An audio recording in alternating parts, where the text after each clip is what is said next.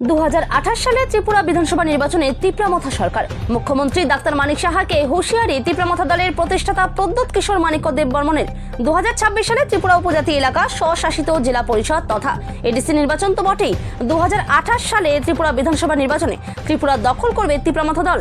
ত্রিপুরার মুখ্যমন্ত্রী ডাক্তার মানিক সাহাকে কড়া হুঁশিয়ারি দিলেন তীব্রামথা দলের প্রতিষ্ঠাতা প্রদ্যোৎ কিশোর মানিক্য দেববর্মন। ত্রিপুরা এর আগেও তিপ্রাসা মুখ্যমন্ত্রী পেয়েছিল। মুকুটহীন রাজা দশরথ দেববর্মন হয়েছিলেন ত্রিপুরার প্রথম তিপ্রাসা মুখ্যমন্ত্রী। যদিও তীব্রামথা দলের একাংশ নেতাদের বক্তব্য হলো, যখন দশরথ দেববর্মনকে মুখ্যমন্ত্রী করা হয় তখন তিনি রোগাগ্রস্ত, ডায়াবেটিস রোগে ভুগছিলেন তিনি। তাকে মুখ্যমন্ত্রীর চেয়ারে বসিয়ে সিপিআইএম নেতারা ত্রিপুরা রাজ্য পরিচালনা করতেন।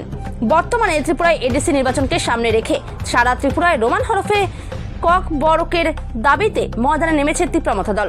ত্রিপুরা দক্ষিণ জেলার শান্তিরবাজার এবং কোয়াইফাংয়ে দাঁড়িয়ে ত্রিপুরার শরিক শাসক দল বিজেপির বিরুদ্ধে সুর চড়িয়েছেন তীব্রামথা দলের প্রতিষ্ঠাতা প্রদ্যোৎ কিশোর মানিক্য দেববর্মন।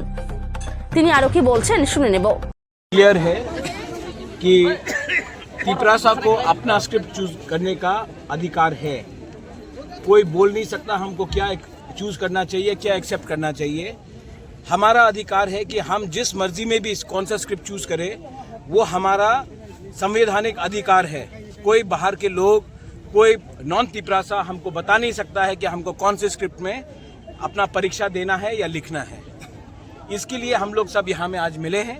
पूरा त्रिपुरा में हम लोग आंदोलन कर रहे हैं, क्योंकि जब भाषा का बारे बात आता है तो ये राजनीति से बड़ा हो जाता है। ये हमारा आइडेंटिटी, हमारा इतिहास, हमारा भविष्य के बारे है। और मैं चाहता हूँ, हम चाहते हैं कि जो हमारा मर्जी है उसी स्क्रिप्ट में हमें अपना परीक्षा, अपना भाषा लिखने का अधिकार होना चाहिए। कोई बाहर के लोग हमें नहीं बता सकते हैं कि कौन सा स्क्रिप्ट अच्छा है और कौन सा स्क्रिप्ट बुरा है। इसी के लिए आज हम यहाँ में आए हैं।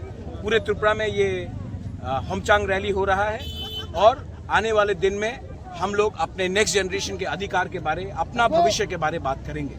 सर, दूसरी एक बात है कि माननीय मुख्यमंत्री मैसेज वही है कि ग्राउंड में उनको जो भी इंफॉर्मेशन दे रहा है वो शायद अपने फ़ायदे के लिए, क्योंकि उनको पैसा चाहिए, बीजेपी के पास तो बहुत पैसा है, तो शायद जनजाति मोर्चा में कुछ लीडर्स हैं जो चीफ मिनिस्टर के आंख में कुछ गलत बात बोल रहे हैं कि जनजाति मोर्चा एडीसी इलेक्शन जीतेगा।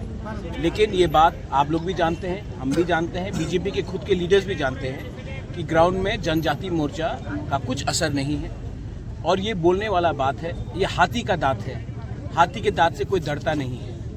और ये उनका पॉलिटिकल लैंग्वेज है, वो उनका पॉलिटिकल लैंग्वेज होगा, उनको जो ठीक लगे। मैं जानता हूँ, हम जानते हैं कि तिप्रासा का सेंटिमेंट, बुकुंग बारा का सेंटिमेंट तिप्रासा के साथ है। और जब रहा बात भाषा का, तो मुख्यमंत्री जी मैं आदर करता हूँ, वो स्टेट के चीफ मिनिस्टर हैं, लेकिन जब बात आता है लैंग्वेज का और आइडेंटिटी का, तो उनको इस मामले में दखल नहीं देना चाहिए। बहुत लोगों को पसंद नहीं आएगा अगर मैं बोलूं कि बांग्ला को उर्दू में लिखा जाए, वैसे ही हमको पसंद नहीं आता है कि हमें किस लैंग्वेज में अपना कॉकबोरक काउब्रू बोलने के लिए कोई बोले। ये बात हमारा घर का बात है, किसी को इसमें हमें सजेशन एडवाइस देने के लिए दरकार नहीं है। दूसरी एक बात हुआ है जो एक अकॉर्ड को हम लोग देखते क्या होता है। अगर आपको लगता है कि अकॉर्ड मेरे लिए नहीं हुआ है, मैं अपना जमीन का अधिकार कैसे गिव अप करूं? आप बीजेपी को पूछिए एक सवाल कि उनका घोषणा पत्र में सब लिखा गया था, एक भी जो उनका खुद का इलेक्शन का घोषणा पत्र में था उन्होंने इंप्लीमेंट किया है? उंगली पॉइंट करने से ज्यादा अच्छा है कि अपने घर के अंदर देखिए कि क्या क्या प्रॉब्लम है। अगर तिप्रासा को भिखारी रखा, तिप्रासा को गरीब रखा, तो मैं तो आवाज उठाऊंगा। अकॉर्ड में लिखा गया था कि हमारा जो जो प्रॉब्लम है उसको सॉल्व किया जाएगा। अगर उनको लगता है कि मैं अगर कॉकबोरक के बारे बात करूं, काउब्रू के बारे बात करूं, अगर जमीन के बारे बात करूं, तो उसमें हम अपना बात नहीं रख रहे, तो क्या मैं पैसे के लिए अकॉर्ड किया है मैंने, कि अपने लोगों का अधिकार के लिए अकॉर्ड किया है? अधिकार के लिए किया है तो अधिकार के लिए बात करूंगा। और अगर उनको पसंद नहीं है, कुछ लोगों को पसंद नहीं है, तो मैं उनको खुश करने के लिए मैं नहीं आया हूं, मैं अपने लोगों को अधिकार देने के लिए आया हूं और उसके लिए मैं बात करते रहूंगा। अगर किसी को पसंद नहीं आया तो वो उनका प्रॉब्लम है, मैं अपने लोगों के लिए काम कर रहा हूं, अपने लोगों के लिए बात कर रहा हूं। और इसमें बीजेपी, सीपीएम, कांग्रेस, आईपीएफटी नहीं है, इसमें तिप्रासा का अधिकार के बारे है।